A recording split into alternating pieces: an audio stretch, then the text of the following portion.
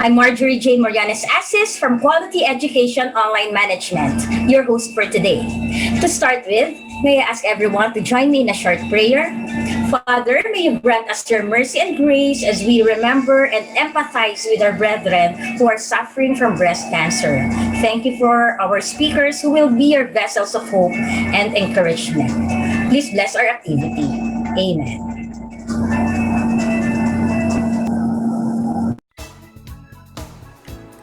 Hello, this is Teacher Jane, also known as the Teaching Mom. In celebration of the Breast Cancer Awareness Month this October, we will discuss some of the things that we need to know about breast cancer. Our source is from the National Breast Cancer.org or the National Breast Cancer Foundation Incorporated. So what is breast cancer? Breast cancer is a disease in which malignant cancer cells form in the tissues of the breast. When you're told that you have breast cancer, it's natural to wonder what may have caused the disease. But no one knows the exact causes of breast cancer. Actually, it becomes a global burden. According to the World Health Organization, breast cancer is the most common cancer among women worldwide, claiming the lives of hundreds of thousands of women each year and affecting countries at all levels of modernization. So, what are the symptoms and signs of breast cancer? Every person should know the symptoms and signs. And anytime an abnormality is discovered, it should be investigated by a healthcare professional. By performing monthly breast self-exams, you will be able to more easily identify any changes in your breast. But be sure to talk to your healthcare professional if you notice anything unusual. A change in how the breast or nipple looks or feels, such as nipple tenderness or a lump or thickening in or near the breast or underarm area. A change in the skin texture or an enlargement of pores in the skin of the breast. So some describe this as similar to an orange peel's texture. Or a lump in the breast. It's important to remember that all lumps should be investigated by a healthcare professional, but not all lumps are cancerous. It can be a change in the breast or nipple appearance. Any unexplained change in the size or shape of the breast, dimpling anywhere on the breast, unexplained swelling, unexplained shrinkage, recent asymmetry, or unequal or lack of sameness of the breasts. Although it is common for women to have one breast that is slightly larger than the other, if the onset of asymmetry is recent, it should be checked. Nipple that is turned slightly inward or inverted, skin of the breast, areola or nipple that becomes scaly, red or swollen, or may have ridges or pitting resembling the skin of an orange. Another thing to consider is any nipple discharge, particularly clear discharge or bloody discharge. Breast cancer can't usually be prevented, but you can detect breast cancer earlier by talking to your healthcare professional.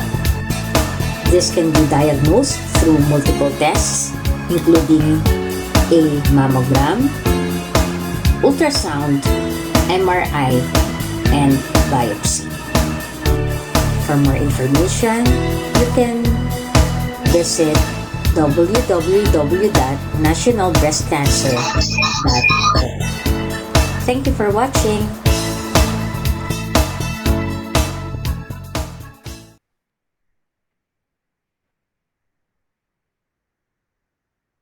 Once again, welcome to our online activity this afternoon entitled Pink Power Cure Breast Cancer Together. The pandemic has posed several problems, and breast cancer is no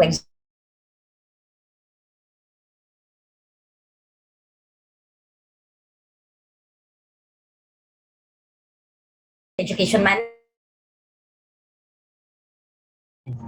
Of course, andyan po ang pink tiara. Yes. And ang nagpapasalamat tayo dahil nandito kayo para makibahagi sa ating annual Breast Cancer Awareness Month. So, we only have two simple Zoom house rules. First, we talk in our Q&A. And second rule, enjoy. Enjoy lang po natin ito. So, before I introduce to you our first speaker, let's watch this video.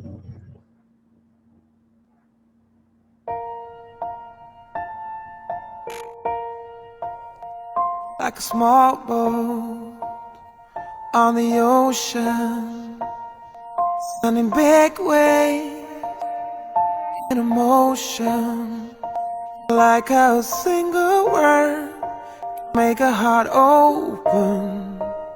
I might only have one match, but I can make an explosion.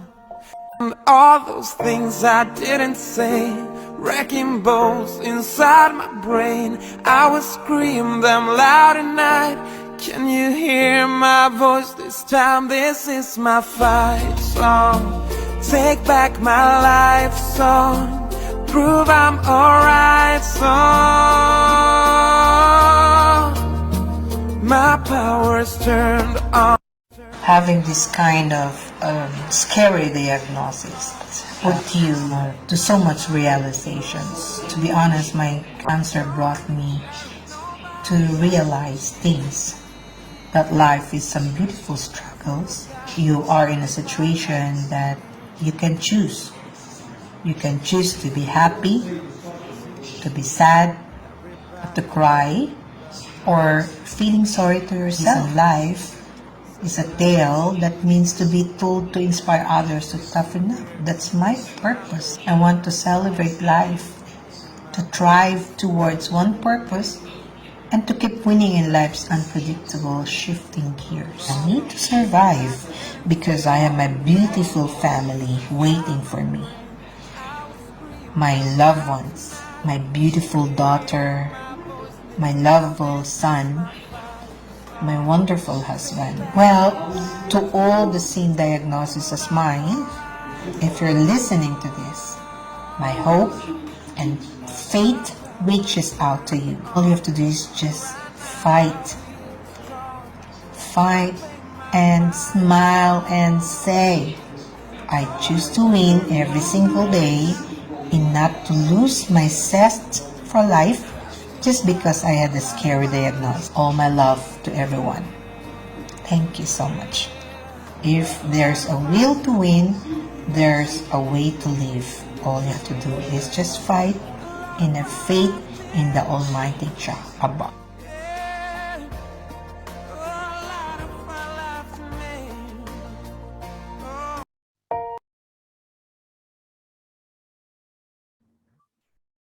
I'm pleased to introduce to you our first speaker. Aside from being a breast cancer survivor, her advocacy has become a natural part of her mission for women empowerment. Moreover, she displayed an exceptional contribution to world-class education by being the only Filipina robotics engineer who became part of designing the curriculum for robotics STEM NASA. Her experience as a cancer survivor has encouraged many people battling in the same condition. And now, I am privileged to introduce to you our first guest speaker, Engineer Lilac Schonberg. Hello, Miss Lee. Hi, Marge. Hi, everybody. Thank you so much for joining this breast cancer awareness. Maraming salamat po. Actually, I just want to tell you a little short story about how I survived the cancer. August 2017, this is the day that I know my life will never be the same again, because this is the day that I got diagnosed with breast cancer. Broke me. I was the VP for Business Affairs and Communications of the Arshipa Group of Hospitals. So for me, yung career ko, it's there, and everything was just like normal. I don't feel anything, and I feel good. I don't smoke. I don't. Kumbaga, I controlled my life the way that I believe it's right. So when they broke, my doctor broke the result to me, that during the time I was with DOH, because I'm running the campaign of breast cancer. How ironic is that? So they called me, the CEO called me, and then they told me now, okay, Lee, it's very urgent that you have to come to my office. So I said, okay, fine. Um, although there's a little bit resistance, because during that time it's so difficult to get an appointment coming from the DOH office. But still, they told me that it is very, very important. So I went there. When I arrived the office, I saw my husband talking to three more doctors, and it seems that he's so upset, crying. So I was talking to my OB-GYN. I said, what is going on? Do you have the result? And then she said, oh, Habibti, you will be okay. You will be fine. Everything will be okay. So I said, okay, what is wrong? How come everybody's panicking? That is how I look at it. He said, let's go to the CEO's office. So during the time when I was going, I was in front of of the door. I saw my husband is just like shaking, crying. Even I know that, from the distance, I can see how upset he is. So I asked my doctor. I said, "Do I have cancer?" She said, "Habibti, you will be fine. Inshallah, you will be okay." Okay, what stage? Then she cannot answer me. Then my husband saw me, the CEO saw me, and my husband come to me and hugged me. And he told me, Scott, you will be okay. I promise you will be okay. He called me Scott because Scott in Danish is my life, my love, my jewel. So I said, Scott, you will be okay. So during the time, he embraced me, and then the doctor made me sit down, and he told me that I have two news for you. It's one good news and the other one is bad news. So I said, I want bad news. He said, bad news is you have cancer. And I said, so what's the good news? There's no good news at all. You have cancer is cancer. He said, cancer, your cancer is not spread, it's not met. So it's still very early. And that is good news when you have cancer. So first time in my life that I have zero comprehension. I don't understand. I am overwhelmed. I found myself on a roller coaster of emotion within the span of hours. I experienced a mixed, intense emotion, anger, fear, sadness, hope, hopeless, because the only thing during the time that I understand was I have cancer, my daughter is 11 years old, and I am dying. Those three is the only thing in my brain. So it was all silence. I got so tired. I was so sad. Everything, my husband is so silent. He is really suffering big time. The next day, my husband was so busy. It was a deliberation with a lot of doctors. He let me speak also to different doctors for me to know exactly what is going on. Because me and my husband believe that knowledge is always the power, and understanding your dialysis, your diagnosis is the first step. And the time has come for the different um, treatment, chemotherapy, radiation, nuclear medicine, MRI, everything. So I remember during the time that I was sitting in one chair while I'm being butchered, they're butchering my veins with all of the tests. I am saying to myself that, hey, come on, I don't belong here. I am strong, I am tough, I am resilient.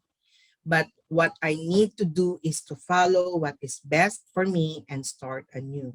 That is my way of thinking. But to be honest, I want to tell you that cancer has offered me a different perspective on how I look life.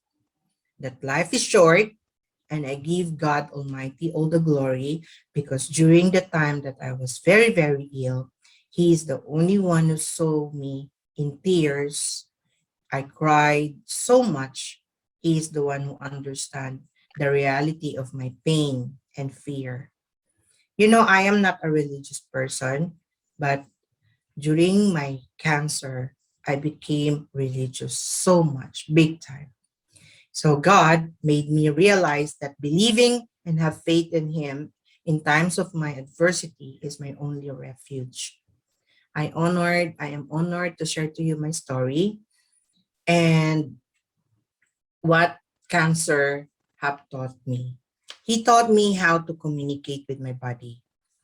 You know, if you feel something really unusual, like you the feel the it's not painful, like for example feverish, or you have back pain, you have arm numbness, you have to go to the doctor. That is the thing that you need to do. You have to communicate your body to your body, because those those things that you feel that is reoccurring, it's the connotations that there is something wrong with you. The second one is he taught me how to exercise the two factors of diet: the food that you take and the environment that you are in. It doesn't mean that you are eating that is goes to your body. I mean, the things that you are eating, you have to choose what are you eating. Then the second one is the environment. Always remember that the stress can kill you too, and that is the best friend of cancer. Cancer made me love my family big time. So it made me love my family more, understand more, and how to exercise empathy to people who needs it. Cancer also taught me on how to take care of myself and how to say no if it is necessary.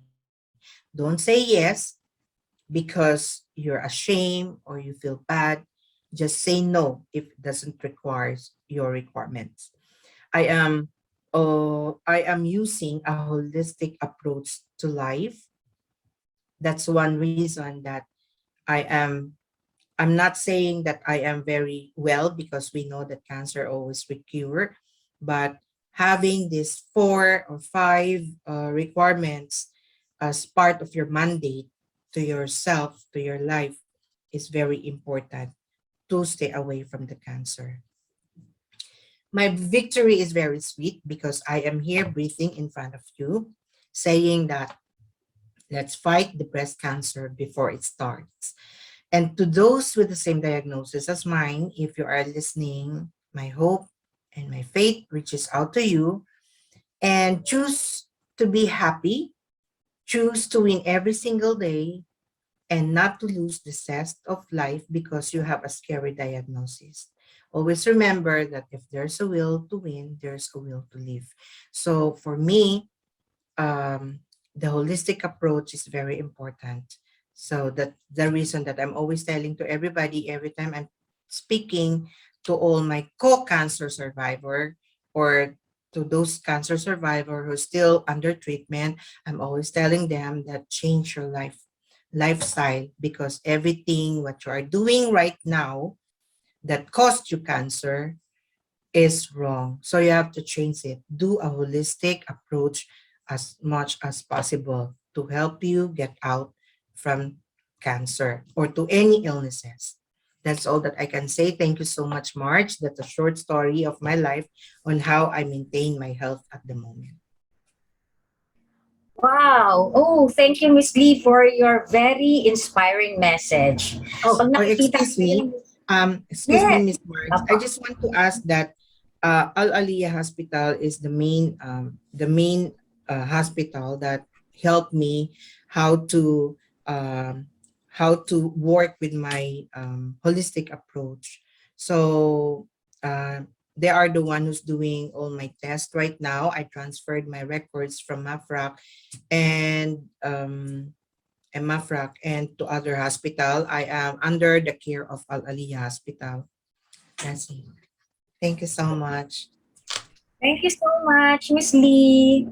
And alam natin maraming na-encourage at yung lalo nating makikita dito sa ating activity na talagang may miracle. Yes, may miracle. Kasi ang daming achievements ni Engineer Lee.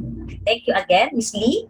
And may I remind everyone that later we will be having our Q&A. So you can either type your questions in our chat box, kaya hindi naman po kayo, hindi man talagang nire-require na mag-turn on kayo ng camera, but if it's okay, kung mas maganda kung nakabukas yon.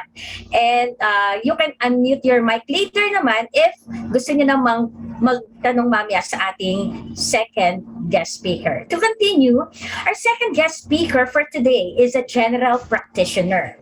After obtaining her license as a registered nurse in Manila Central University, she continued her education and earned the Doctor of Medicine degree from the same university in 2004. The following year, she completed her postgraduate medical internship from Veterans Memorial Medical Center. Moreover, she worked as a physician resident for 6 years in Vincent General Hospital in Marikina and as a physician for 5 years at Victoria Healthcare. Currently, she is a general practitioner of Ahalia Hospital in Abu Dhabi and an advocate of holistic approach. Without further ado, let's welcome Dr. Ludy Fernandez. Hello, Doc. Good afternoon, everyone. I'm Good Dr. afternoon. So, can I share? Yeah. Yes, Doc. Yes, ma'am. Good afternoon po. So now we'll be talking about breast cancer. It's actually an awareness. Okay. And October is the National Breast Cancer Awareness Month. And the goal is to educate you about the breast cancer and early detection tests so that you could take charge of your own breast health. Okay.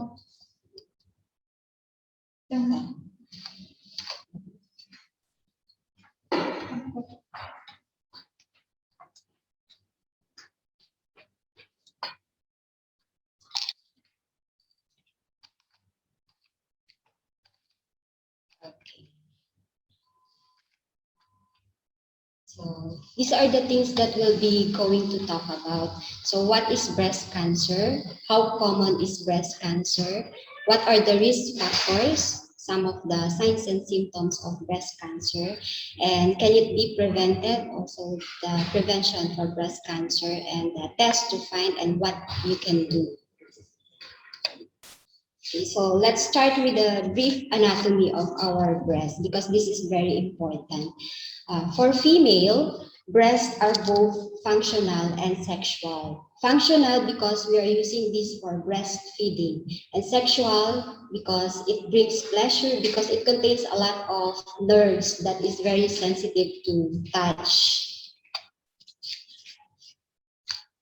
And then males have breasts too, but they are undeveloped. That's why they don't have a function.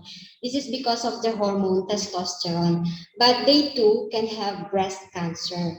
For men, the lifetime risk of being diagnosed with breast cancer is only about 1 in 833. And then let's go back to the female breast. Each breast has between 15 to 20 lobes or sections here. And then inside these lobes, we have a lot of tiny bulb-like structures. We call these lobules. And these lobules usually produce milk. And these small tubes here, the ducts, carry milk from the lobules out to the nipple. And then there's a lot of lymph vessels also here and the blood vessels. The dark colored area here is the areola. And then, so in general, Uh,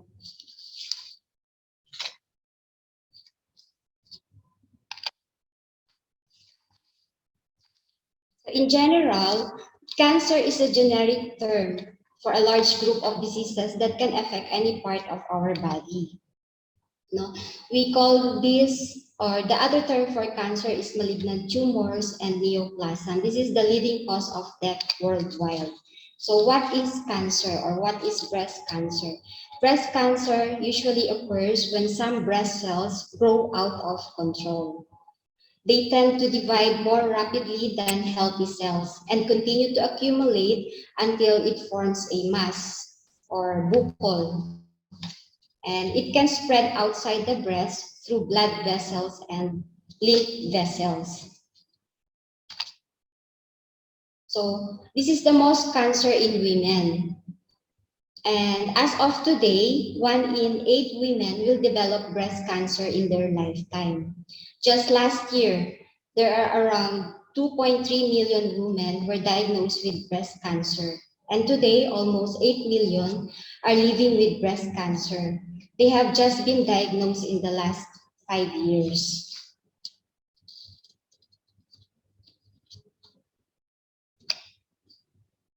And then there are several risk factors. There are modifiable and non-modifiable risk factors. And studies have shown that your risk for breast cancer is due to a combination of factors.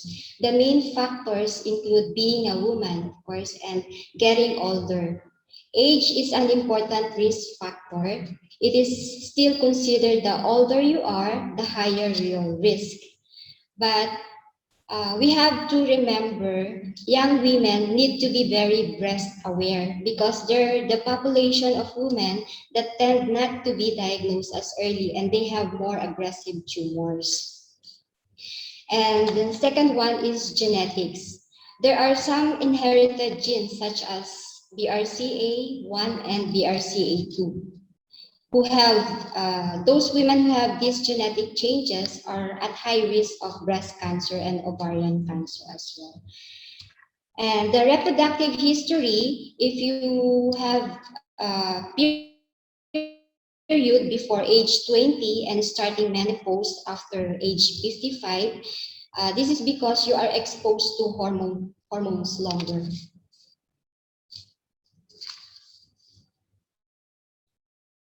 And then another risk factor if you have a dense breast, because dense breasts have more glandular tissue. If you remember a while ago when we talked about the anatomy of the breast, some women have more glandular tissues compared to these fatty tissues. No? And in young women, our breast tends to be more dense. As you age, the density decreases, and it makes reading a mammogram more difficult.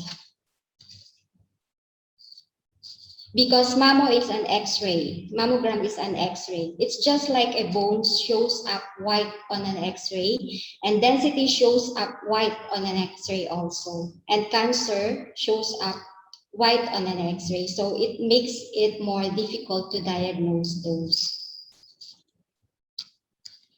And then there are certain breast changes.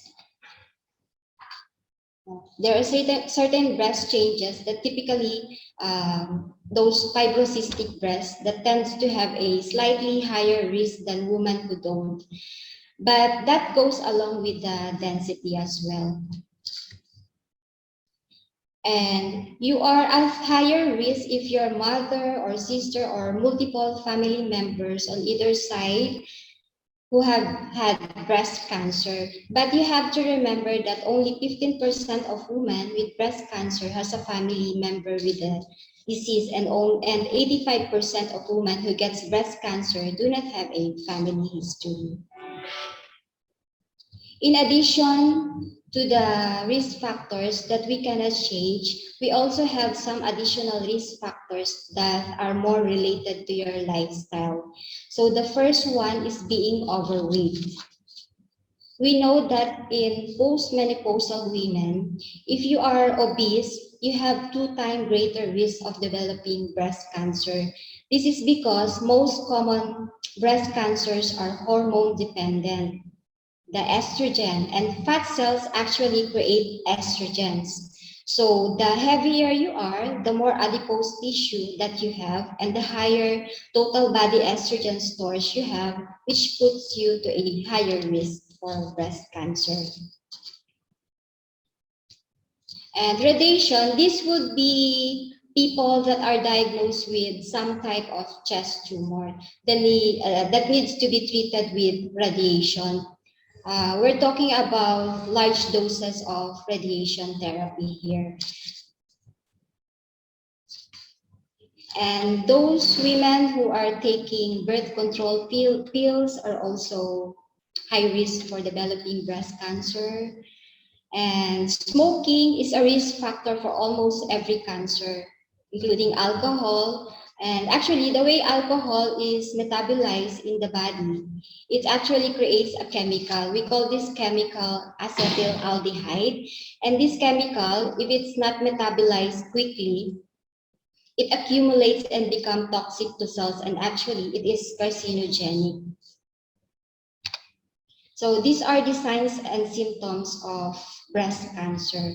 So if you have a newly discovered lumps or thickening in your breast or nipple, or if there's some nipple discharge, breast pain, changes in the way your breast or skin looks or feels, nipple that suddenly turns inward, and some rashes in your breast.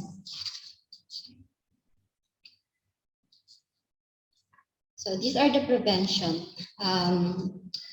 Breast self-exam help you to be familiar with how your breasts look and feel. So you can alert your doctor if there are any changes. This is usually done 7 to 10 days after your first day of your period. So if you started your period, example, on October 1, you can do your breast self-exam on the 7 to 10, October 7 or until 10. So you can do it. And you can do this breast self-exam at least once a month. There are 3 ways to do this. You can do it circular motion from your nipple outward going to your axilla, because there are some lymph nodes here. And then you can do this also linear, downward or upwards, going to your axilla as well. And then you can do this radial, outward or inward.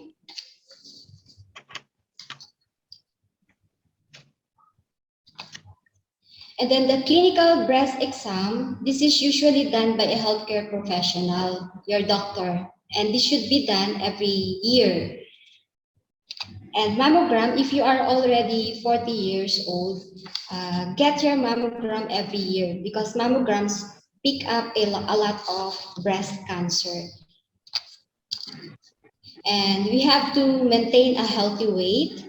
We have to eat more fruits and vegetables. We have to limit our alcohol intake and do not smoke. And we have to get physically active. When we talk about exercise, we mean 45 minutes, 5 times a week. And it will make you feel better. It will make you look better, live longer, and help your heart. And it will reduce your risk of cancer, not just breast cancer, but cancer in general. So the best protection is still early detection.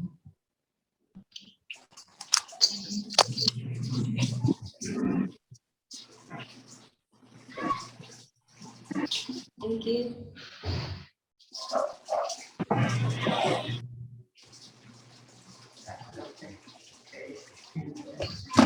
Now, you can proceed on question and answer.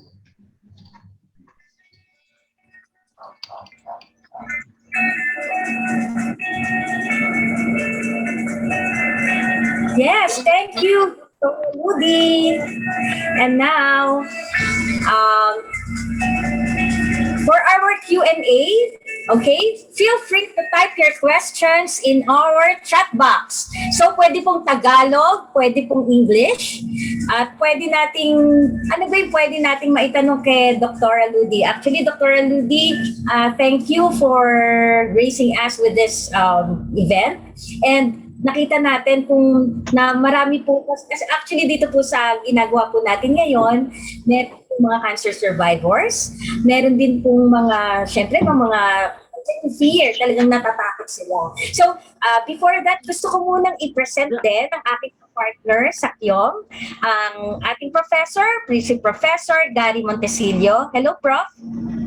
Hello, good afternoon, Teacher Jane. Good afternoon, everyone. Afternoon. So, Dr. Ludy, anything you wanna say pa? Baka meron po muna kayong gustong sabihin before we do our Q&A?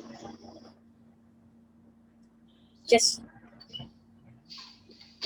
Yes? Hello?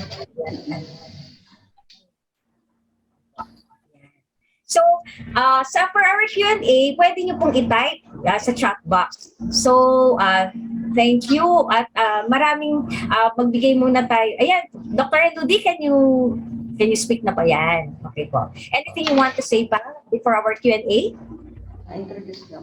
Hello, ma'am. Good afternoon.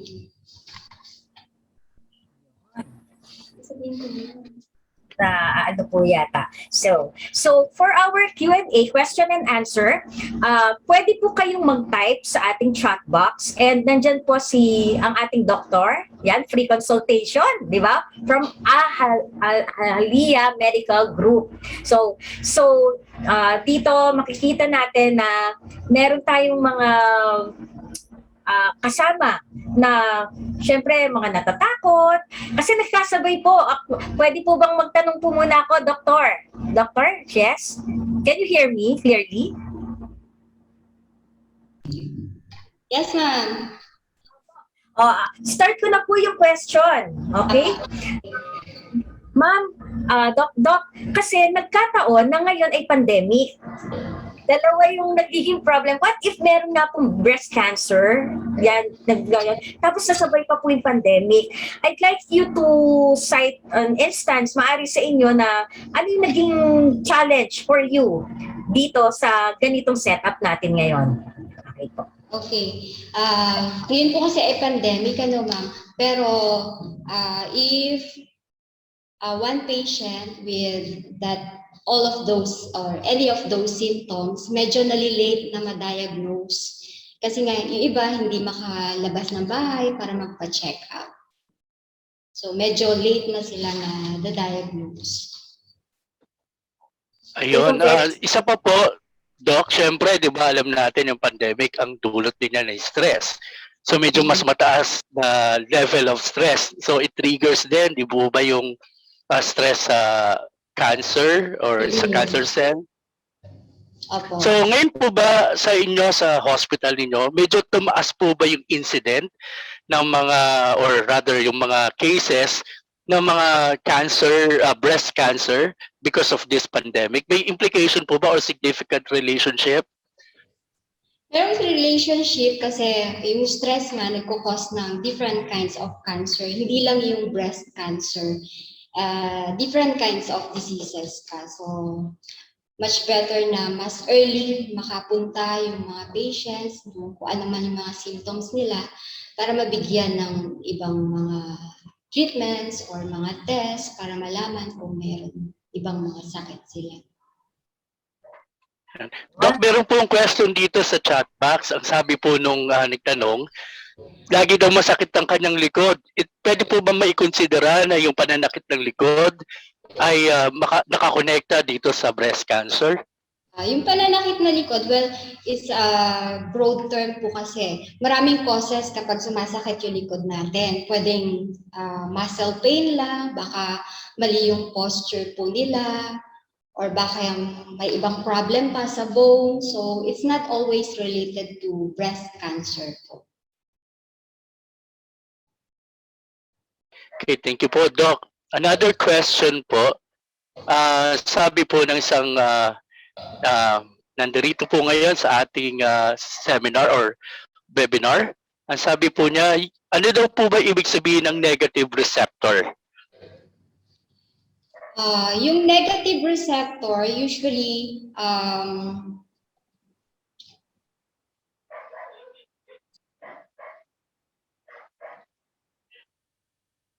Okay, actually po yung nagtanong po kasi ay isang cancer survivor. So, nandyan po siya sa point na meron po siyang mga tinatanong more on medical issues. And before that, Prof. Gary, can I see you? Yan. Yes. While hintay natin ang answer ni Doc.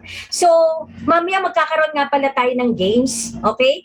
Ngayon pala, habang Doc iyan na natin. Mamaya sa ating second part, meron tayong game, mga may trivia tayo. So, ready na nila kasi meron tayong, syempre, prizes. Okay. Just let us know, Doc. Okay po. Kasi, Prof. Yan, kanina napakaganda nung shinare din ni Engineer Lee paano siya nag-cope up dito sa situation nito, and she mentioned yung holistic approach, no? Medyo na-curious ako doon, no? Siyempre, she is fighting for her condition, and at the same time, siyempre hindi lang to physical, no? Siyempre, lahat ng factor din dapat ay kumbaga, tinitingnan din na dapat papalakas at makasuporta rin ng malaki sa pinagdadaanan. Miss Lee, pwede po bang ma-elaborate pa ng gusto yung tinatawag nating holistic approach dito, at gaano kalakas yung impact nito sa iyo as you go along with your journey or the so-called cancer journey?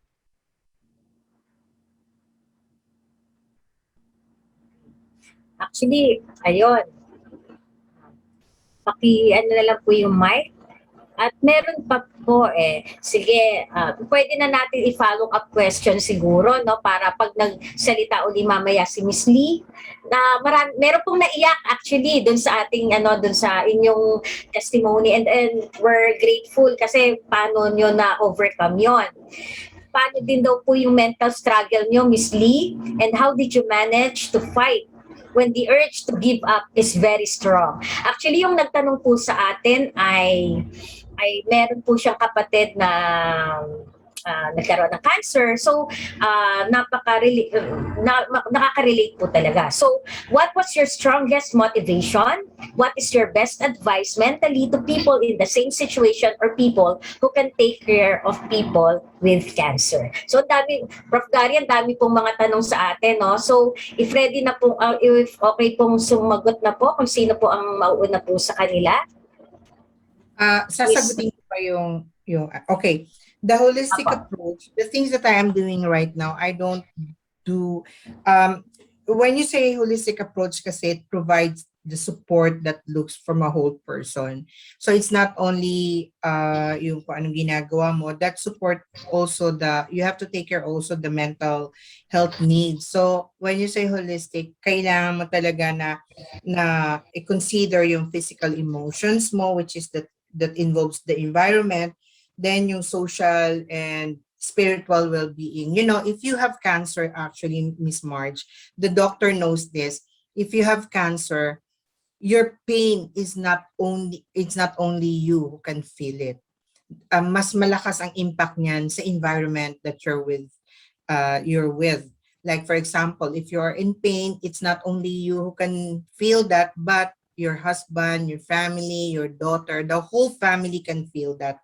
So, yung tinatawag nila na you need strength, no, you have to put strength because they need strength, because they can see you, literally sleeping in pain, dying. That's very, very painful. But for me, just like what I said, my mental health, siguro I'm just lucky enough because I have a very supportive husband. I have my psychiatrist, I have my dietitian, I have my onco, I have my homeopathy, I have now the Ahalia is taking care of the holistic program that I am, a holistic approach that I am with. So, yung holistic approach na ginagamit nila sa amin is focuses on my well-being. Kasi hindi naman lahat pare-pareho tayo ng nararamdaman. Yes, isa lang ang nararamdaman ng cancer. Pain, literal pain. But you know how to motivate yourself and how to give strength to your loved ones. It's a different thing. Perspective talaga ang kailangan natin. That's why you need to have a peer, you know, yung someone who can talk to that give you strength. Because we cannot control to the things that it is under our control. Hindi natin, kumbaga, if the things is under control, we cannot do anything about it except for wait, and whatever the result will be, prayers is the most important. Kasi during the time na yung under treatment, naging dependent ako sa prayers. So that is the reason that I am not a religious person, but it brought me back to prayers, to Jehovah God. So for me, that is my strength that I have to build para makita ng mga mahal ko sa buhay na lumalaban ako. Because if they can see you that you are not fighting, they become weakened. They become very, very weak. You know, that is the thing that they need, the cancer patient or the cancer survivor need to do. They need to strengthen their strength. Para nakikita sila ng kanilang mahal sa buhay na lumalaban sila. Kasi pag nakita na, okay, I'm defeated, I'm gone, I'm lost, okay na, I lost the battle, they will get very, very in pain. They will have anxieties. Aside of you having the anxieties, whatever they see you, mas 10 times ang nararamdaman nila. So now for the holistic program, what I'm doing is I'm very focused on my wellness. If it's not healthy for me, I have to get out. If it's the things that I'm eating is not good for me, I will not take it. So I'm doing this holistic program under the Ahalia. They are the one helping me right now. I have my dietitian there, and then I have my general practitioner. Because when you survive cancer, you don't need to visit your oncologist from time and time again. So you need to come up something, a program that will help you based to what you feel, what you need, based to your requirements. So for me, yun ang ginagamit ko. I have to check I have to do my abstract, my medical abstract every 6 months. My blood works, my MRI, not MRI, my mammogram once a year. So blood works is very important for me. Now I have also my homeopathy medicines that support my immune system, especially at this time of pandemic. Yun ang ginagamit namin. Then everything is holistic, based to support my wellness. So mental health is very important kasi it's how you build your strength. It's in your mind. So you have to fight. Don't think about that you are dying. You will survive. Even you are in stage 4. Proper medication, proper wellness, proper holistic program for you, you will survive. Salamat po. Thank you, Engineer Lee, for sharing your experience at the same time. Your routine, no? It can be, it's like a way of life na rin, no? As of the moment, no? Kasi, lifestyle, no? Kasi pag hindi rin natin dinisiplina ang sarili natin, so pwede ito mag-lead sa sabihin natin medyo hindi maganda. And one thing that I've learned also with this activity, no, yung support group, no, grabe, yung kanina pinakita yung video. Siyempre yung journey ng isang cancer patient, no, siyempre struggle sila sa mga pain, sa mga nararamdaman, at sabi nga ni Engineer Lee, nararamdaman din ito ng family members, di ba? Kaya kailangan talaga na mai-orient din sila sa ganitong klaseng sitwasyon ng isang pasyente na nag-undergo dito sa ganitong klaseng karamdaman o sakit, no?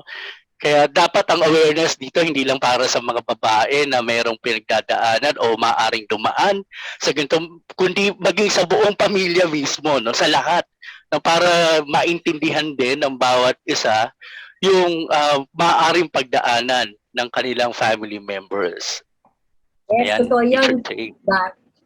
That's true. So, nakakatuwa dahil meron tayong ganitong pagkakataon para ma-share yung ganyang ano. Kasi maraming pinagdadaanan ngayon, lalo na ngayong pandemya. Balik tayo ngayon kay Doc Ludy, okay? Para dun sa tanong po kanina ng ating cancer survivor about the negative receptor.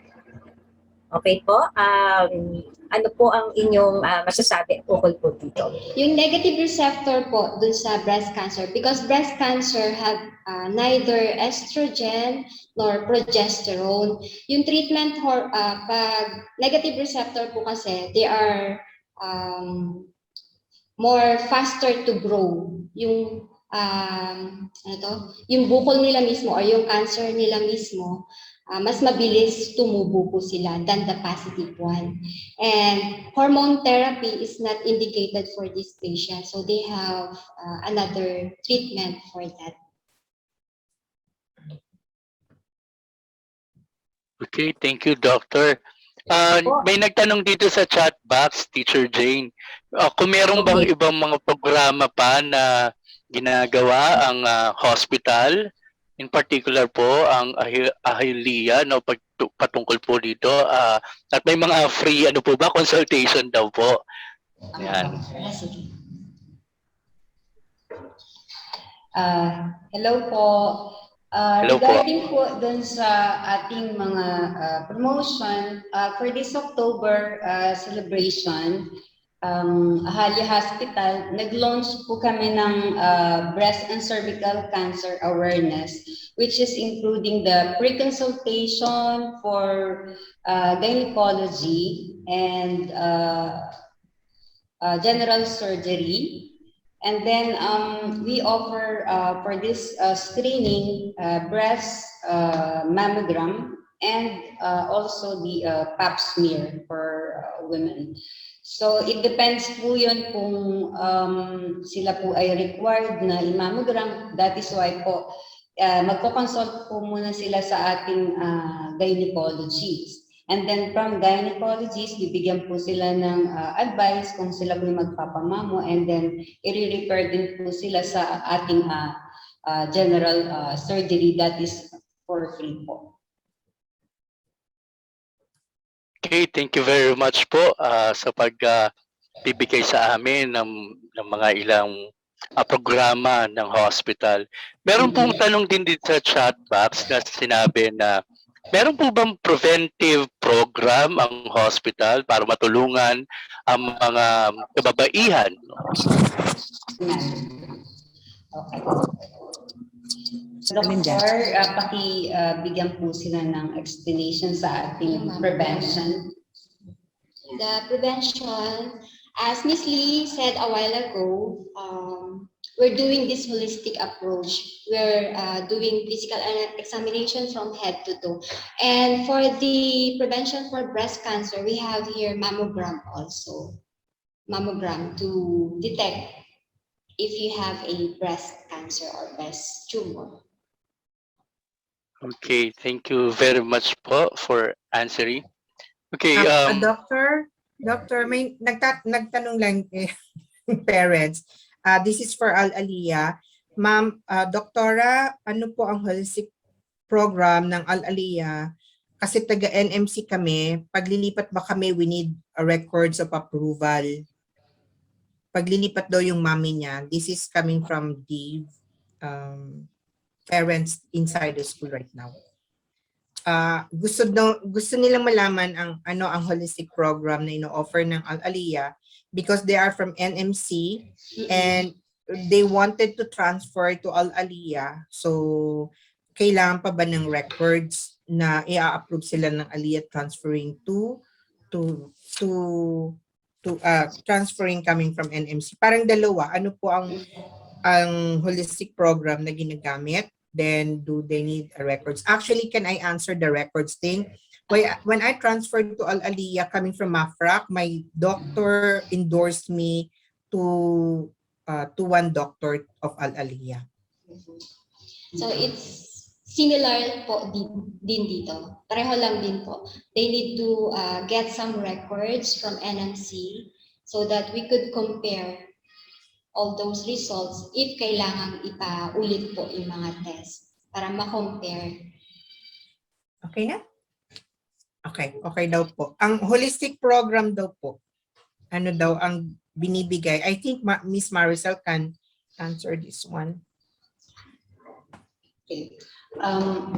Para po dun sa holistic program, like what I said a while ago, it's including the mammogram, pap smear, and also we are offering a physiotherapy for mothers and complete blood workouts po. Yun yung mga like creatinine, uric acid, as a general, All blood. yes, so all blood camps. Yung po yung ino-offer ng ating gynecology department. So sila po yung nagbibigay ng mga proper kung anong mga test po ang nandoon.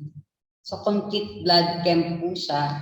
And then the other department po, nagbibigay din po ng awareness ng aming psychiatry department for those who are like under stress po at sobrang napagdaanan nila this coming pandemic din po. And then dun sa mga ano ba yan, sa mga natatakot sila na baka meron silang breast cancer, makaramdam lang sila ng konting parang bukol na sa katawan nila. So po pwede silang mag-consult, pwede nilang sabihin lahat sa doktor, even our kabayan clinic doctors, pwede silang magpa-advise and then i-refer sila sa kung anong mga kailangan na specialista para sa kanila, kung saan sila po pwedeng i-refer. So they can go direct to our combined clinic doctors, GP, and then they will advise kung anong specialist ang para sa kanila. Thank you. Thank you, Miss Thank you po, Maricel. Doc. Thank you so much. Meron isang nagtanong dito from our, isang parent. Ma'am, may family po ako na may cancer. Possible din ba na magkaroon ako? Sinasabi niya po yung hereditary po ba yan or posible po ba talaga? Yes, ma'am. Gaya ng sinabi ko po kanina dun sa discussion natin, almost 15% lang family history, but there are some genes that can cause breast cancer. So much better if they consult a doctor because there are some genes, the BRCA1 and BRCA2. But around 85% na wala talagang history ng breast cancer na nagkakaroon pa rin ng cancer. Doc, may nagtanong din dito sa ating chat box. Sabi niya, cancer survivor po siya. Kaya lang after that po, hindi na po siya nagpa-doktor, hindi na po siya nagpa-consult. So there is a possibility po ba na bumalik yung kanyang cancer? Yes, there is a possibility po na pwedeng bumalik yung cancer niya. So, mas maigi po talaga na magpa-check up siya at least every year para ma-check ang mabuti. Thank you po, Doc. At referring po ito para dun sa, kasi po ang ating mga viewers ngayon, kasama din po natin ngayon ay coming from the Philippines and meron din po sa UAE. So para naman po sa ating UAE, we are watching here po sa school, nandun po sila. 5 parents po kami and want to ask po, paano naman daw po kung wala silang insurance?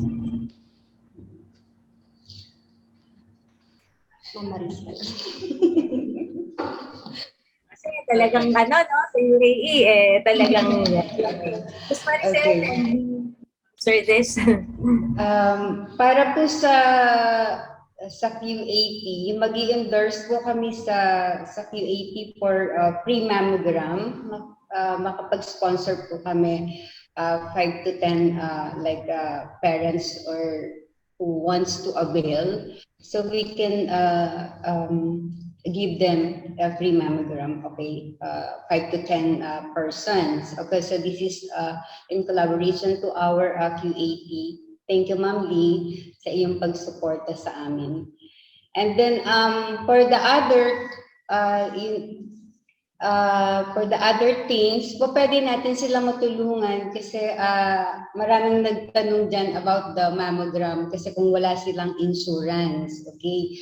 So we offer it kasi it's 800 dirhams is very expensive. So we got approval for that. Na 200 dirhams na lang po siya. So that's for free consultation po. Yun lang po ang babayaran nila. Yan. And for the pap smear then, so we offer it 50%, which is cost them like 90 dirhams. And then it's a free consultation din po sila. That's until October 31 po. So kaya po meron po tayong registration sa aming social media na kung gusto nilang mag-avail ng free consultation or mammogram or pap smear, they can register there because our call center, they're giving appointment dun sa mga interested po na mag-avail ng promotion. Thank you very much, Ms. Maricel. So, kasi ang ating activity ngayon ay sponsored ng Ahalia, Cat Blended Learning at ang QEOM, Quality Education Online Management. So, we're grateful po na marami po tayong mga kababayan na natutulungan.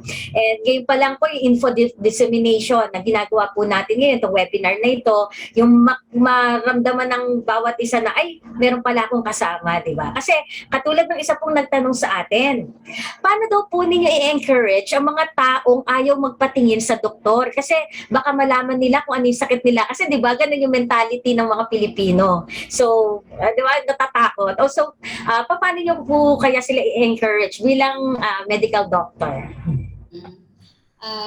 Yung mga ayaw magpatingin, usually, sinasabihan namin sila na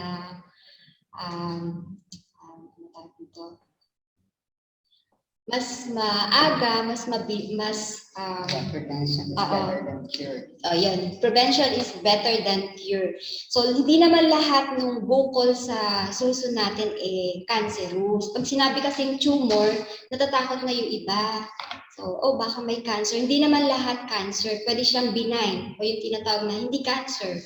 So, may mga treatment para dyan. Yung mga lalaki, they are possible to have breast cancer also, pero napakaliit na porsyento magkaroon. Ganyan. So, Doc, in line with the question, kanina, yung syempre may mga Filipino na natatakot. Isa sa mga kinatatakutan nila, pag na-detect sila, hospital ka agad. Kaakibat din dito, yung syempre, yung financial, saka at the same time yung mentality na pag-hospital baka lalong lumala, something like that. So how are we going to deal with that kind of mentality? Siguro isipin na lang natin yung mga, kasi di ba nagtatrabaho tayo dito, malayo sa family natin.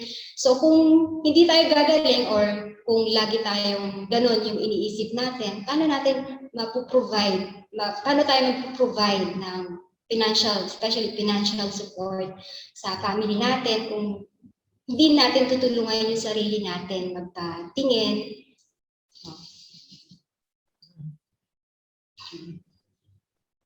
Oo nga po, katulad po nung isang nagtanong po sa atin. Kasi nga, sabi nyo nga po, hindi porket bukol ay cancerous na. Yung isang parent po natin, may lump daw po yung kapatid niya, pero moving ang lump. So, automatically cancerous daw po ba yun or hindi? Hindi naman po. It depends kung ilang taon na siya. yung mga ibang risk factors din. So, mas mabuti na magpatingin siya sa doktor para magawa. Kung hindi man yung mammogram, pwede naman po ipagawa yung ultrasound para ma-check. So, ayun, 44 years old ang kanyang kapatid. And sabi po din po dito ay may nakuha po akong certificate from CAT. Sabi po nila free mammogram and pap smear po. Ang pagkakaalam ko po, kung tama po ba, hanggang October 31st? Or meron po kayong, kung halimbawa kung ilang tao ang pwede, so please pakilinaw na lang po sa mga kasama. 31st. Until October, yeah. October, yes, hanggang October 31 yung promotion. Siguro kung sobrang busy naman sila, pero at least sana before October 31, makapagpa-appointment sila kahit hindi pa yun October. So bibigyan pa rin namin sila ng chance na makapagpa-check up sa doktor. And aming kabayan clinic kasi din, usually, pag pumupunta doon ang mga kabayan natin, kasi yun ang priority natin na tinutulungan mga kabayan. So, pag wala silang mga insurance, nagbibigay sila ng discount doon.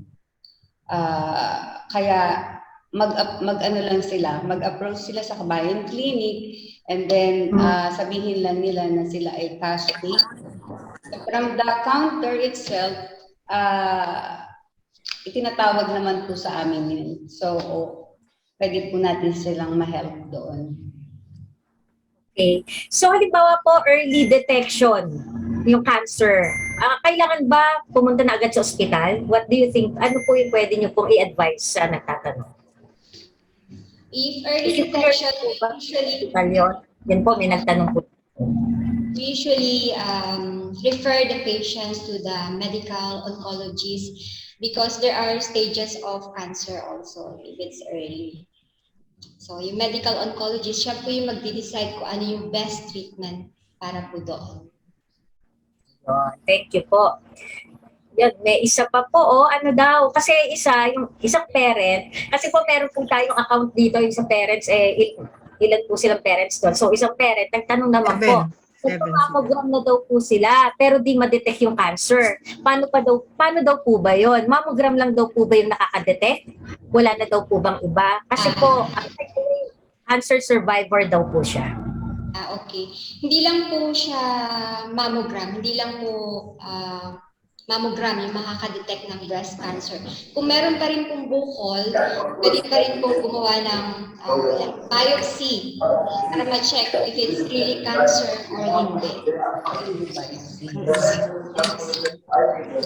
And kung nagkaroon na ng cancer, pinapagawa din po yung breast MRI para ma-check yung extent pa ng cancer. At saka para ma-check din po yung opposite breast kung may tumutubong cancer din po doon. Okay, thank you po, Doc. Actually, meron pang isang tanong. Since na-mention nyo kanina na may lalaki din na nagkakaroon ng breast cancer. Ang treatment po ba o yung mga ginagawa sa mga babae, ganun din po ba sa mga lalaki? Opo, same din po yung mga treatment, mga test na ginagawa sa male, sa lalaki. Ako, maraming salamat po, Doc. At alam po natin na maaring marami pa sa atin ang mayroong mga katanungan, mga tanong. So, once again, ayan po ang Ahalia Group. At pwede po nating, actually, even after ng ating webinar, pwede yung mga questions po talaga, pwede nyo pong i-address. Ito naman po, nandito naman po ang QEOM, ang Quality Education Online Management. At nandiyan din po ang Tiara. Okay? At ang CAT. So, pwede po kayong mag-PM. Yan, especially po kung meron po kayong mga information na gusto pa. So, okay. Meron pa, Prof. Daddy, can you read yung isa po nating parent, yung parent number 7? Meron po siyang tanong. Okay, sabi niya, meron daw po siyang kilala na namatay na patient sa embassy. Early detection po yun pero namatay po. Bakit po walang nag-help? medyo ano po yata to. What can you say about this issue? Tawag tayo sa embassy. I think we know that Miss Maricel, right? Parang nabanggit yata yun sa last time na nag-ano sa atin. Hindi ba lumapit sa Ahalia? Kasi giving ang Ahalia eh. Di ba account mo yung embassy, Miss Maricel? Anong nangyari? Sa inyo po itong question. Hindi ko po eksakto alam kung ano yung nagyari kasi nag-a-assist po kami sa Philippine Embassy, whatever po yung ng mga medical needs nila dito dinadala. Pero yung sa itong case na to, kasi medyo ano po siya, sensitive po at confidential po yan. So hindi ko po kayang masagot ang inyong katanungan pagdating sa ganyan.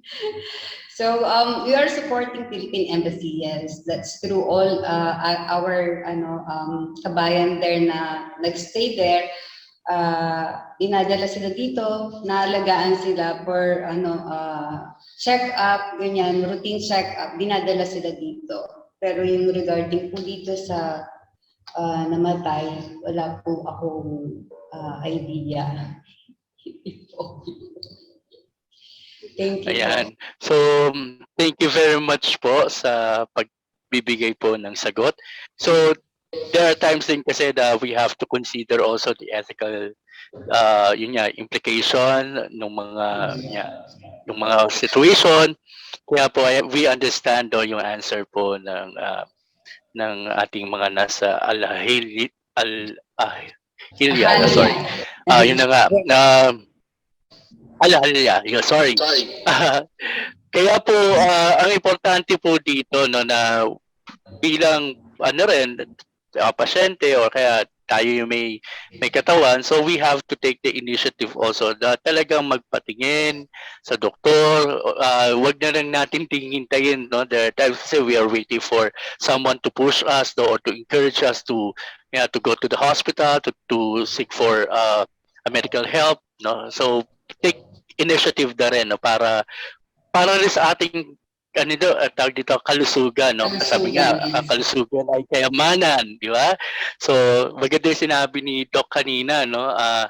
Paano natin matutulungan ng pamilya natin kung tayo ay may karamdaman, so hindi natin mabibigyan sila ng support, no? Pero maganda po yung programa na ino-offer sa atin, may mga libre na check-up or may mga mammogram, no, na ganitong para matulungan din lalo na yung ating mga kababayan. Yan, Teacher Jane. Okay, yes.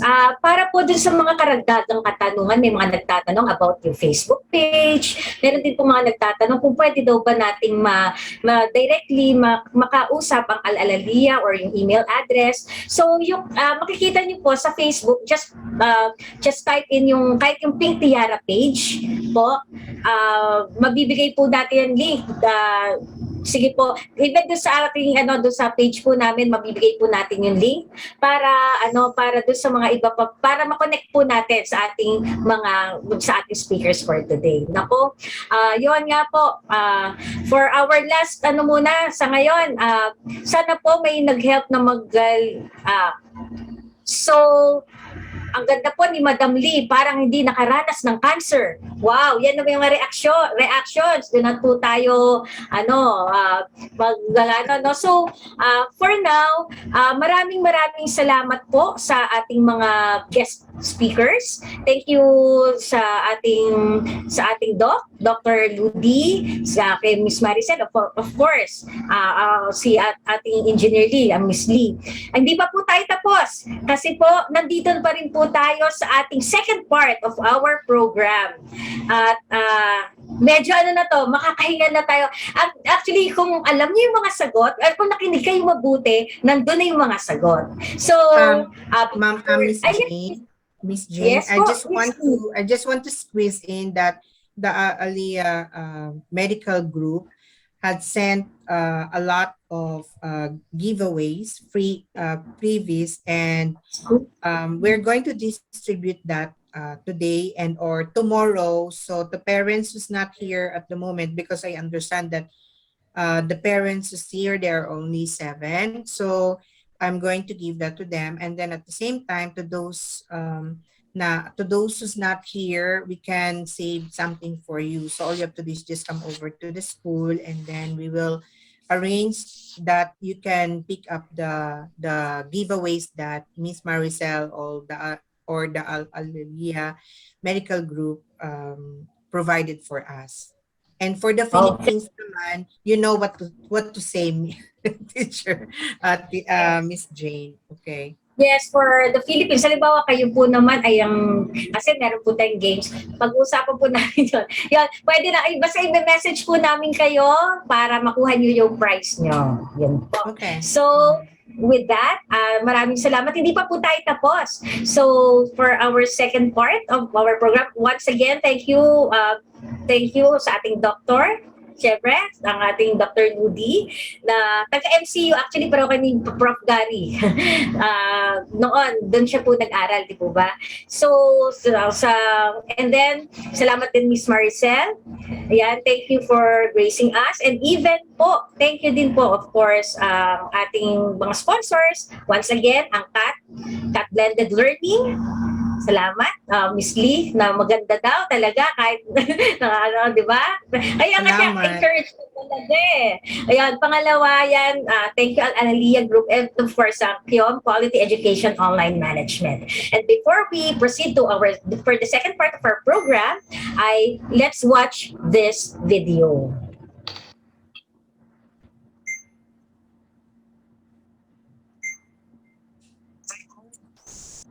Okay. Well, waiting for our video, Prof. Gary. Ito, mamaya pala sa ating game, yes, sa ating game, ang gagawin po natin ay itatype nila yung answer. Sa pagtatype nila ng answer, paunahan na lang.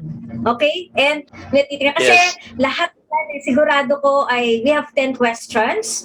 And yung 10 questions na yon ay meron tayong ibibigay na reward, prize, na iba, kung talaga nakinig sila ay malalaman nila yung sagot. So, nakaka-excite na. Pero, Mr. J, yes, dapat nauna pero tamang sagot. Baka nauna mali eh. So, dapat nauna at tamang sagot. Okay. By the way, ito po ay disclaimer po muna tayo ha, kasi ang ating ay pink, di ba? Pink power. Pink power. And alam niyo sa Philippines, lalo na sa Pilipinas, ay meron yung mga kulay-kulay, non-partisan po tayo. Political color. Politics ito, talagang ang pink po ay para sa breast cancer awareness. Just, yeah, okay. Thank you po. Okay, for the video.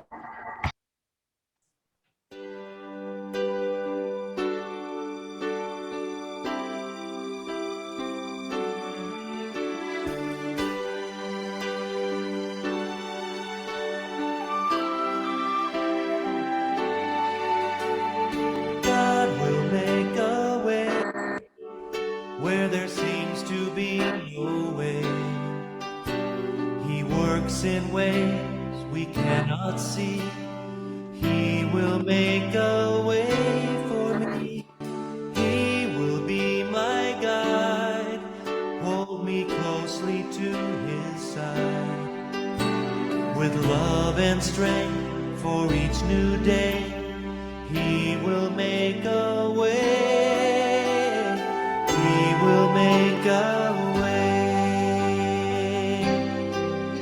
Oh, God will make a way where there seems to be no way. He works in ways we cannot see. He will make a way for me. He will be my guide. Very noisy. Hold me closely to His side. With love and strength for each new day, He will make a way. He will make a way. By a roadway in the wilderness, He'll lead me. Rivers in the desert will I see.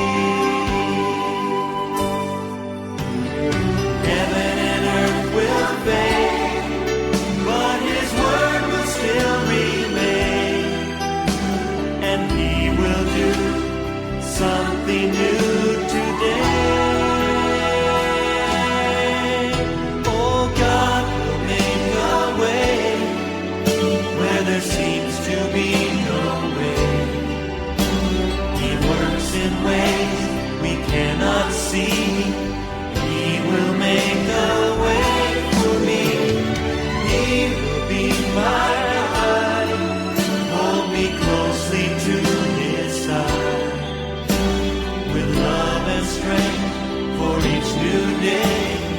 He will make a way. He will make a way. By a roadway in the wilderness, you lead me. Rivers in the desert will I see. Heaven and earth will fade, but His word will still remain. And He will do something new today. Oh, God will make a way where there seems to be no way. He works in ways we cannot see. He will make a way for me. He will be my...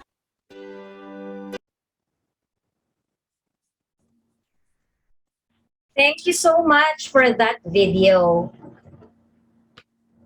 Yes, welcome din sa mga teachers natin ngayon. Nakita ko sila, dumating na po sila. May marami pang dumating.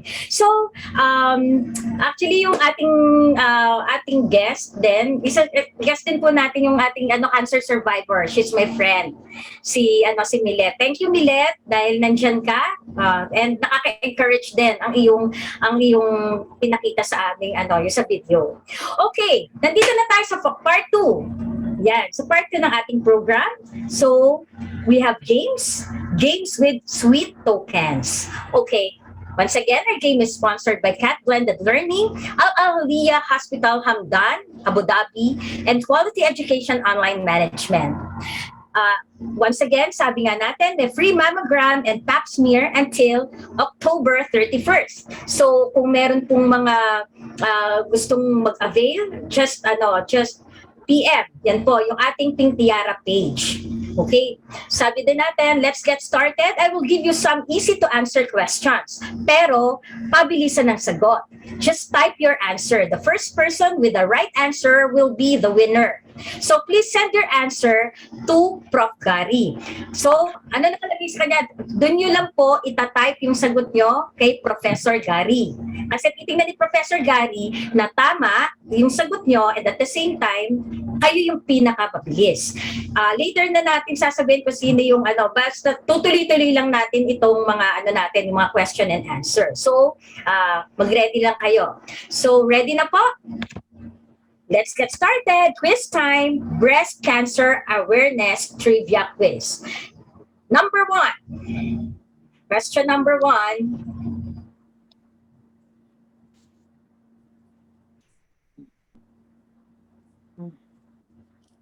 Question number 1.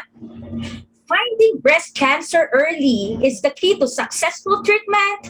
True or false? Go. True or false? Yan. Basta i-type nyo lang po pwede nyo na po i-type kay Prof. Gary. Ang tingin ko halos tama ang sagot dito, di ba? Pero, ang titingnan natin yung pinakamabilis. Okay? What's the answer? The correct answer is true. Nearly 4 million US women with a history of the disease are alive today, mainly because of early detection. The 5-year survival rate is 99% if the cancer, merong sa atin, is found before it spreads. Okay, question number 2.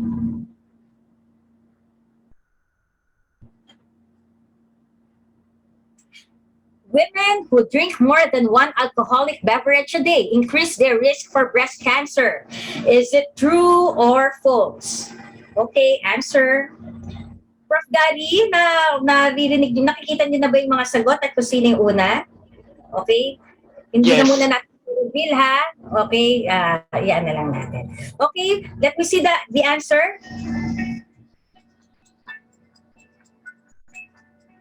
The answer is true. Studies have clearly linked drinking to an increased risk for breast cancer. One drink a day may cause a small increased risk. 2 to 3 drinks a day puts a woman at about 20% higher risk than women who drink no alcohol. The more alcohol you drink, the higher the risk. Let's proceed to question number 3.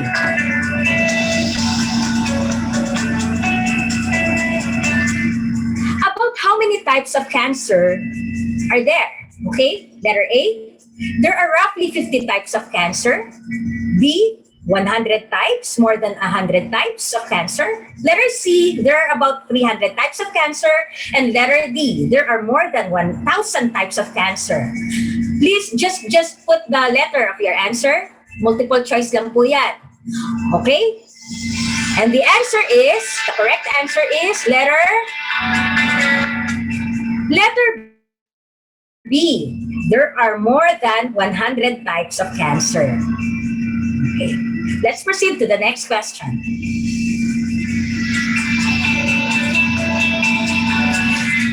Question number 4, experiencing random and persistent breast pain is an early sign of breast cancer. Is it true or false? So, for our answer, for our question number 4, the answer is false. Not all breast pains are indication of cancer. So, kanina nasabi din ng ating speaker na kahit nga yung mga gumagalaw-galaw, kaya huwag agad matakot na, ay, masakit itong aking ito, may cancer na agad. So, napakaliwanag na ito ay not all breast pains are indication of cancer. So, let's proceed to the next question. Sabi ko sa inyo, meron yan. Enjoy lang po natin. Question number 5. Can men get breast cancer? Yan, kung nakinig kayo kanina, masasagot niyo agad na mabilis. A, yes, but not likely. B, yes, always. And C, no, never. A, B, or C? Yan, may sumasagot na. Okay, and the answer is, let's see the answer for question number 5. And the answer is A. Yes, but not likely. So may nagtanong din kanina, di ba? Kung pareho lang din daw ng ginagawa na tests, di ba? Pareho lang ang gagawin ng test sa babae o sa lalaki. Okay? Next question.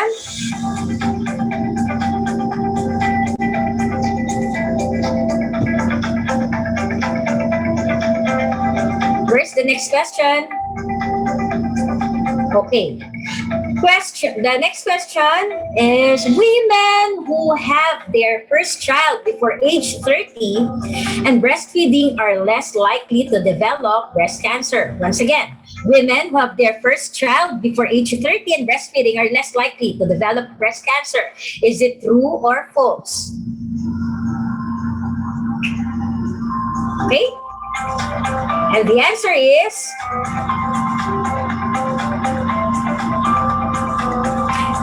true. The risk for breast cancer is slightly higher for women who have children later in life or who have never had children. Research has suggested that breastfeeding for longer than a year may slightly decrease breast cancer risk. Okay, for our next question. Ayan, nakakailan na kaya? Sino kaya yung mga nauuna? Nakaka-excite kung sining mananalo. Okay, next. For our next question, question number 7. Non-invasive breast cancer is when, letter A, the cancer cells have spread to other parts of your body. Letter B, the cancer cells have stayed from their origin and have not spread. Or letter C, the cancer cells are now deadly. Once again, an invasive breast cancer is when the cancer cells have spread to other parts of your body. Or ito ba yung have stayed from their origin and have not spread? Or ito yung deadly, the cancer cells are now deadly. Okay. And the answer is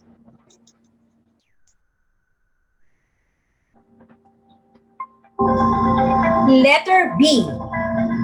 The cancer cells have stayed from their origin and hindi na po siya nag-spread. Okay, for this round, kakailan na kaya? Yan, tingnan natin. Okay,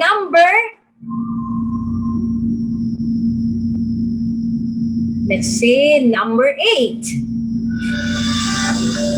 Starting at age 30, women should have a mammogram every 1 or 2 years. Very tricky ang question. Starting at age 30, women should have a mammogram every 1 or 2 years. True or false?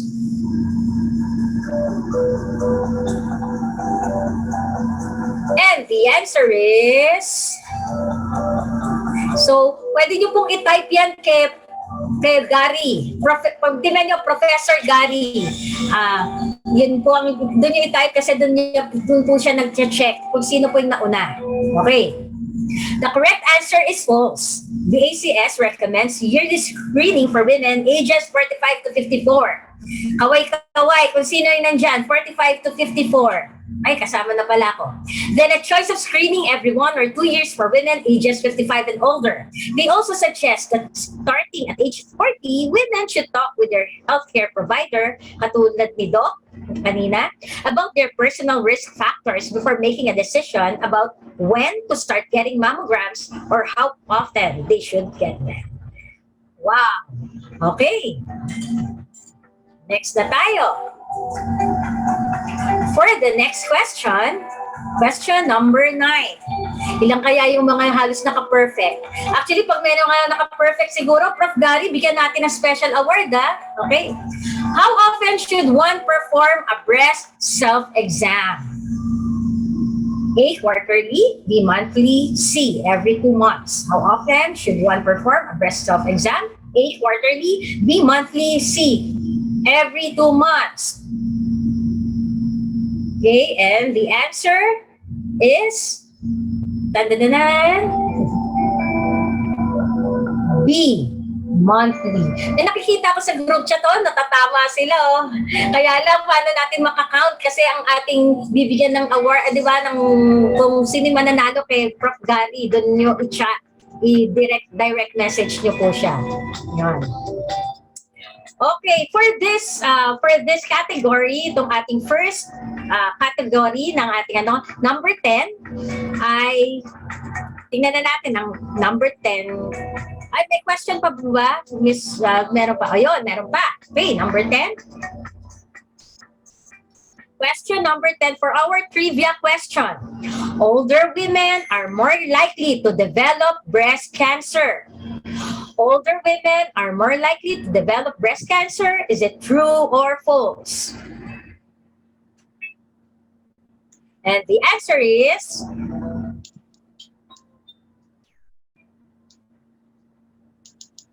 true. Breast cancer is more common in women over 50 years old, but women of any age can develop this disease. So, thank you. At Prof. Gary, meron na po ba tayong mga nanalo or you need some time to check it? Okay na, meron namang nakakuha ng mas maraming, ng higit sa isang score. Kasi karamihan, isa-isa lang yung nakatama o isa lang yung kanilang score. Meron ding number na walang nakakuha ng tamang sagot.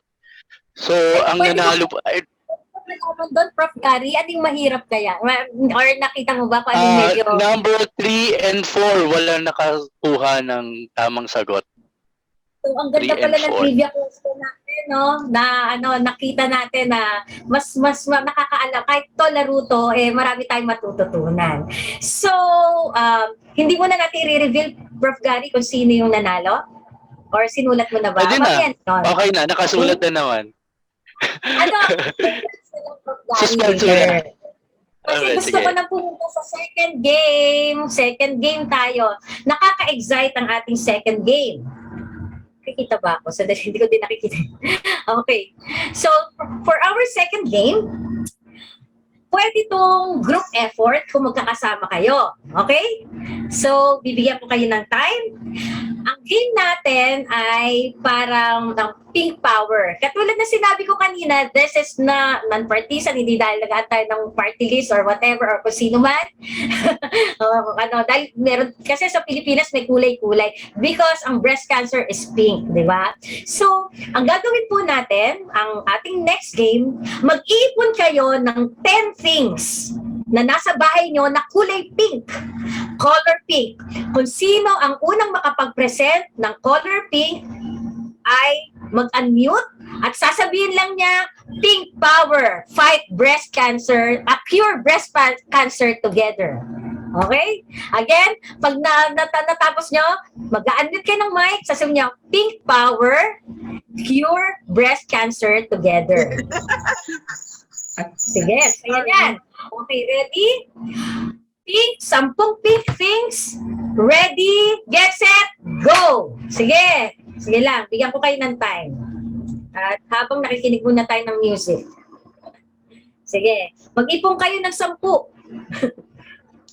Yan, 10 pink. Baka ako, marami akong pink eh. Pwede ako sa pink.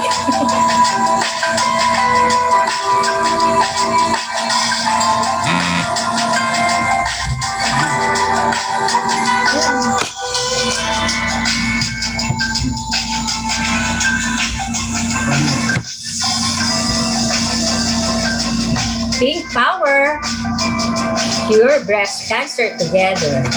While waiting, Miss Lee, hi! And, yan, kaway muna, lalo na doon sa mga dumating natin, no? Actually, ang daming dumating, mga teachers. And actually, yung natin, participants na nakalagay dyan, kasi meron dyan sa isang account, ilan sila. So, yun. I left already, Marge, because I left already the school. So, yes. I messaged you.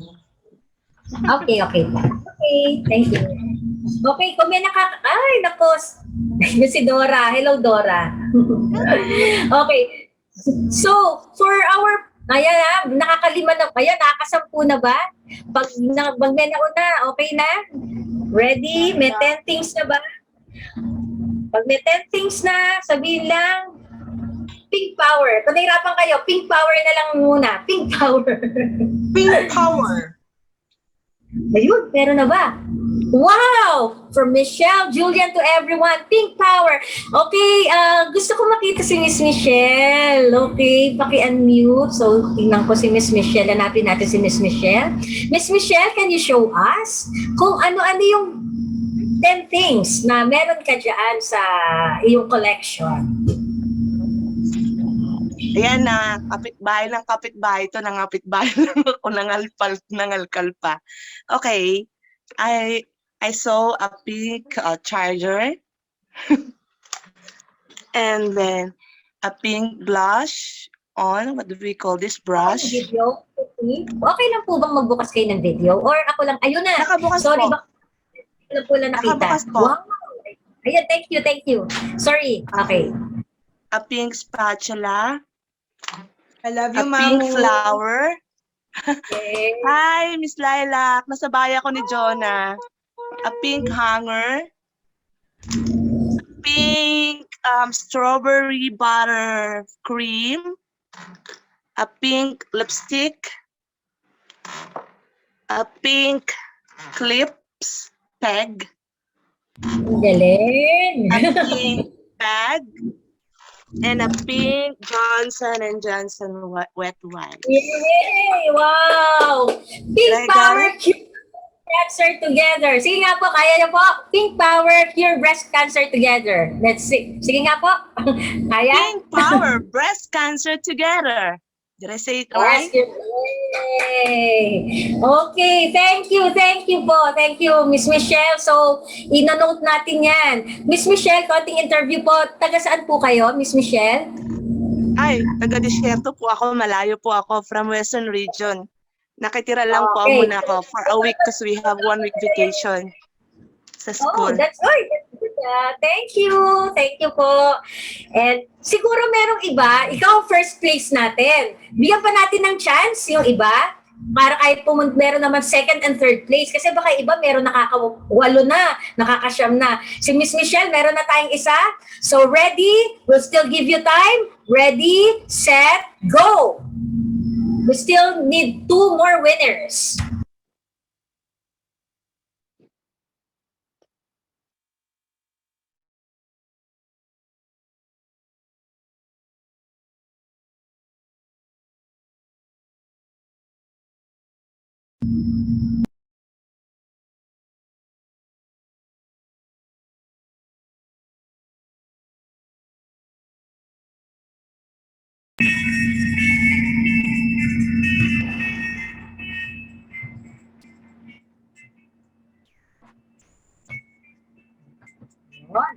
So later, isasabihin ni Prof. Gary kung sino yung nanalo din sa first trivia natin. Okay? Magka-countdown ako ha, ng 10 hanggang 1. Kung wala pa po, pwede nyo po. Oh, hello? Meron ba? Meron na po ba? Dali, ano kami? Sige, magka-countdown po ako ha. 10, 9. Yun, meron na nag-pink power. Okay. Can I meet you? Sige po, sino po yung nagsalita? Can you unmute your mic? And show us. Salamat po. Okay. Okay po.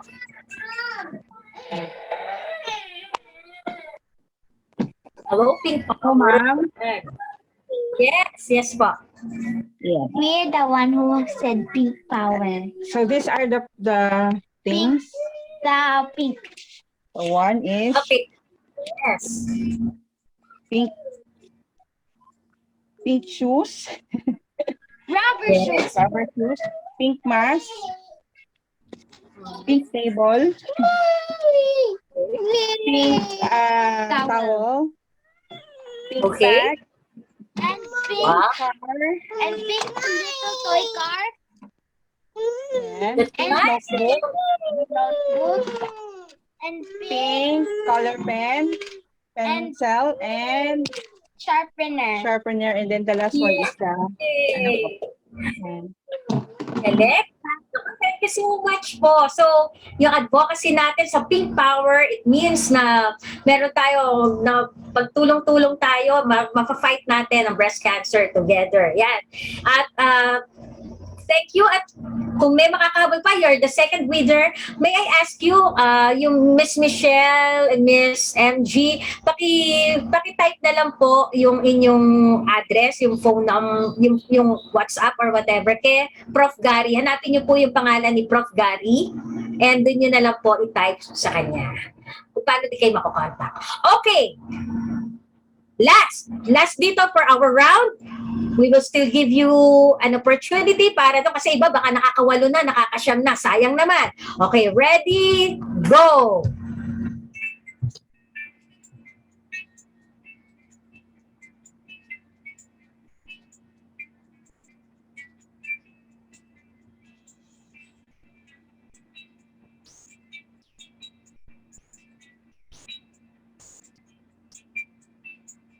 Okay, 10, 9, 8, 7, 6, 5,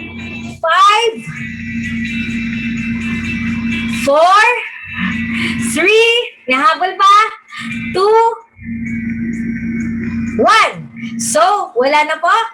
Sasarado ko na po ba? Okay, ang tatanungin ko na ngayon, sino ang nagkaroon? Meron dyan 9. Kahit siyam nagbagay? Magsabi lang ng pink power. 9. Wala po. 8. May 8 things na meron siya. Wala pa rin. 7. Nakakuha siya ng, walang 7. 6.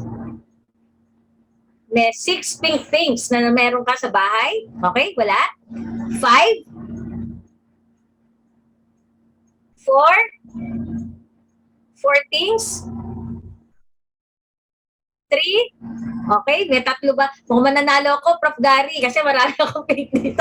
2. On one. Okay, thank you. So, hopefully na ibigay nyo na yung mga names. Okay. Ngayon, for our third game, actually, before we end this session, I would like to thank our sponsors once again. Yan, paulit-ulit ako sa sponsors natin kasi talagang we're grateful sa Cat Blended Learning and of course, ang Ahalia Group, Ahalia Medical Clinic, and of course, a medical hospital, and of course, Quality Education Online Management. So, we would like also to thank yung lahat ng mga umattend from the Philippines and from UAE. Maraming salamat po. For our last game, okay, why do you think na ito, pwede nang i-google? Yan ang maganda, pwedeng i-google. Pagandahan na lang ng sagot at pabilisan. Bakit kaya ang breast cancer awareness program, yan, bakit pink? Why is it color pink? Bakit? Okay, you can Google your answer. Okay lang po yun. Para lang ano. Ngayon, i-chat nyo na po dito sa atin. Chat everyone. Yan dito sa for everyone. Tingnan natin ang magiging sagot nyo. Baka iba alam na. Bakit nga ba pink? Ba't hindi blue? But hindi yellow or red, diba? So, why pink? Okay? I'll give you time. Ready? Pagandahan ng sagot and pabilisan. Ready? Go!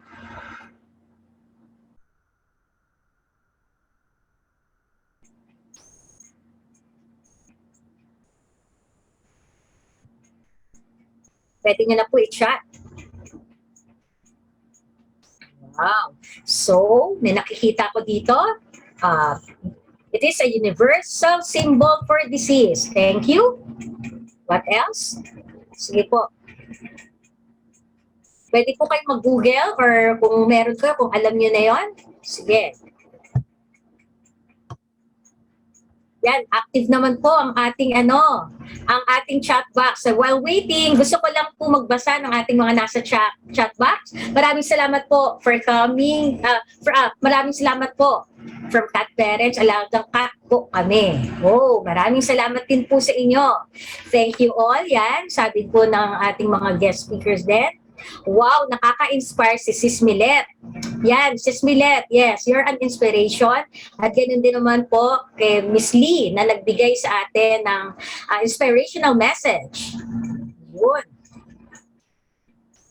Magpapasalamat din tayo. Yan, okay? Bakit pink? Why pink?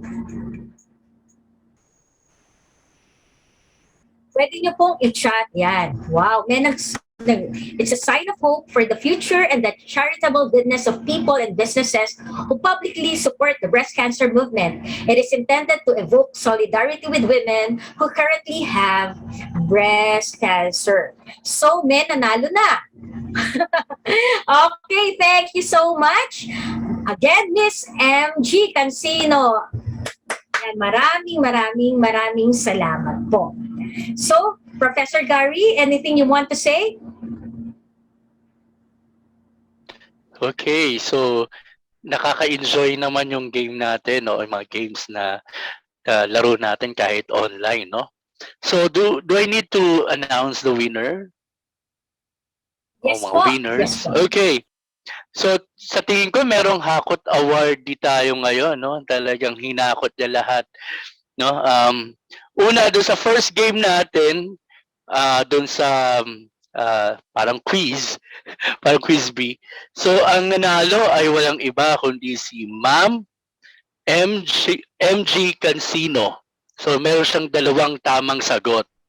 And the rest puro isa-isa lang. Okay. And then sa second game natin, ang unang sa Pink Power, ang nanalo ay si Miss Michelle. At ang second place natin, syempre si Ma'am MG Cancino. At ngayon po sa third game ay si Ma'am MG Cancino rin. So 3 yung kanyang award. Kaya hakot siya. Congratulations, ma'am. Congratulations. Interview na mo lang konti. Si Ma'am MG. Kung bakit interviewin natin ng konti. Okay, Miss MG Cancino, hello, andyan po kaya yan. Oh, thank you for your cooperation. Nakita ko po ay naka-assist ang inyong anak. So, yan. Thank you so much. Pwede tell something about yourself po. Taga saan po kayo and ano po yung para ma-meet po namin kayo at bawat isa sa atin. Okay. Sige po. Bali, dito po kami ngayon sa Abu Dhabi and I'm working as a healthcare assistant po dito sa Abu Dhabi. Tapos yung anak ko po is sa school po niya is sa CAT. Kaya po na-invite din po ako dito para mag-join. And then nung bata rin po ako, talagang medyo may curiosity na rin ako sa breast cancer. Kasi nung bata ako, I remember, parang around mga grade 5 po yun. Nagkaroon din po ako ng mga maliliit na parang cyst, sabi ng doktor. So nag-take ako ng medication. Kaya ang wino-worry ko din ngayon is baka ako magbalik din yun. Kaya gusto ko rin po talagang ma-experience yung ino-offer ng Ahalia na let's say for non-insurance, for example, kung i-cover po nila or for check-up na rin, for general check-up para gaya ng advocacy po ng ng program na to is for breast cancer awareness. Thank you po sa inyong pag-arrange. Okay. Thank you din po and congratulations. Yan, maraming salamat po. Actually, ayan, marami din po ako nakikita na kilala ko na na-invite. Maraming salamat po. So, once again, we would like to thank Cat Blended Learning, Ahalia Hospital, Quality Education Online Management, and of course, yung mga, ayun, hindi ko na kayo may isa-isa, yung mga nag-assist sa akin. Maraming salamat po. So, winners will receive a notification either in Messenger, WhatsApp, or email. So, ikakontakin na lang po kayo. Thank you for being with us this afternoon. Again, this is Marjorie Jane Marianes Assis, the teaching mom, signing off. Bye! Thank you! Maraming salamat!